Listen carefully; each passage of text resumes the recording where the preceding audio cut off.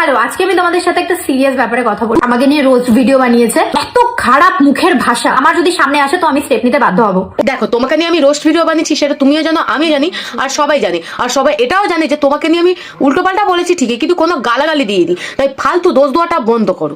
আর এরপরেও যদি তোমাদের যদি বিশ্বাস না হয় তাহলে আমার ইউটিউব চ্যানেলে গিয়ে ভিডিওগুলো চেক করে এসো। অন্যকে বদনাম করে সিঁড়ি বেয়ে উঠতে খুব ভালো লাগে না? আচ্ছা, আমরা নাকি তোদেরকে বদনাম করে নাকি সিঁড়ি বয়ে উঠছি? এইটুকু বদনাম করতে গেলেও না কতটা মাথা ঘামিয়ে স্ক্রিপ্ট লিখে ভিডিও করতে হয় সেটা তোরা কি করে বুঝবি ছাপড়ি? কারণ তোদের কন্টেন্টই তো এটা। হ্যালো গাইস, আজকে না হাগা পেয়েছে। হ্যালো গাইস, আজকে না আমার দিদির বিয়ে। হ্যালো গাইস, আজকে আমি ঘুমাবো। হ্যালো গাইস, আমার পরের আছে কত বড়।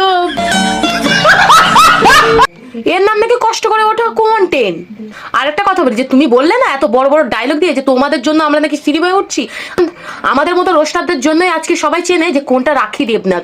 নাহলে যখন ভিগো ব্যান হয়েছিল না তখন এই ব্যানের ভিতরেই ঢুকে থাকতে, এই ইউটিউবে এসে এত নাড়ানাড়ি ভিডিও দেখাতে পারতে না। দেখাবে কি করে? অবশ্য কেউ তো তোদেরকে চিনতই না।